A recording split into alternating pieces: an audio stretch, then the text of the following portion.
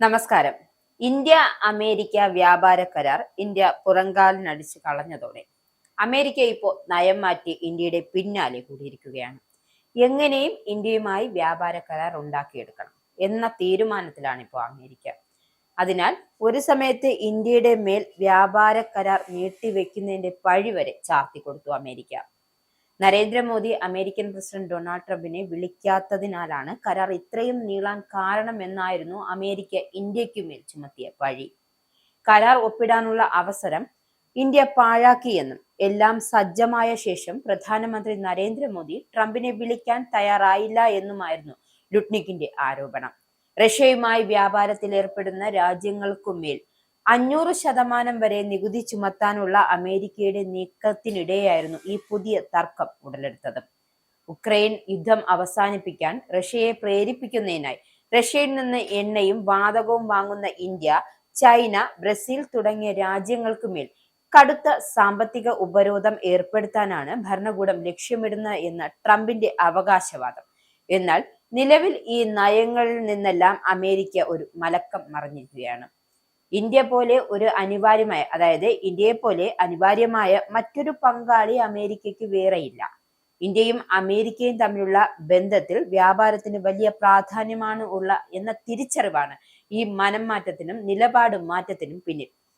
India US ചർച്ചകൾ നല്ല അന്തരീക്ഷത്തിലെന്നും American വിദേശകാര്യ വകുപ്പ് വ്യക്തമാക്കിയിരിക്കുകയാണ്. വ്യാപാര കരാറിനായുള്ള ശ്രമം തുടരുമെന്നാണ് US വ്യക്തമാക്കിയിരിക്കുന്നത്. US വിദേശകാര്യ സെക്രട്ടറി മാർക്കോ റൂബിയോ വിദേശകാര്യമന്ത്രി എസ് ജയശങ്കറുമായി അടുത്ത മാസം നേരിൽ കണ്ടേക്കും. ഇറാന്റെ വ്യാപാര പങ്കാളികൾക്കെതിരായ 25% അധികം തീരുവ ഇന്ത്യയെ ബാധിച്ചേക്കില്ല എന്നാണ്. ആണവോർജ രംഗത്ത് ശാന്തി ബിൽ പാസാക്കിയതിനും US ഇന്ത്യയെ അഭിനന്ദിക്കുകയാണ്. അതായത് ഇന്ത്യയെ സോപ്പിട്ട് കാര്യങ്ങൾ സാധിക്കുക എന്ന നയത്തിലാണ് ഇപ്പോൾ US നീങ്ങുന്നത്.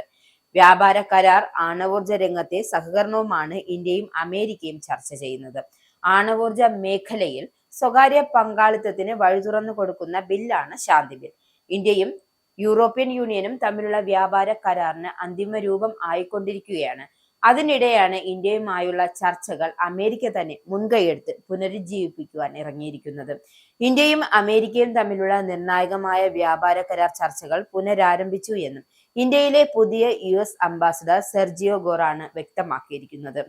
ഇന്ത്യ എന്നും അമേരിക്കയുടെ നല്ല സുഹൃത്താണെന്നും യഥാർത്ഥ സുഹൃത്തുക്കൾക്കിടയിൽ അഭിപ്രായ വ്യത്യാസങ്ങൾ ഉണ്ടാകാമെന്നും എന്നാൽ അവ ചർച്ചകളിലൂടെ പരിഹരിക്കപ്പെടുമെന്നും അദ്ദേഹം വ്യക്തമാക്കിയിരിക്കുന്നു. പ്രധാനമന്ത്രി നരേന്ദ്രമോദിയും US പ്രസിഡന്റ് ഡൊണാൾഡ് ട്രംപും തമ്മിലുള്ള ആഴത്തിലുള്ള സൗഹൃദം ഇരു രാജ്യങ്ങളും തമ്മിലുള്ള നയതന്ത്ര ബന്ധത്തെ കൂടുതൽ ദൃഢമാക്കുമെന്നാണ് അദ്ദേഹം പ്രത്യാശ പ്രകടിപ്പിക്കുന്നത്.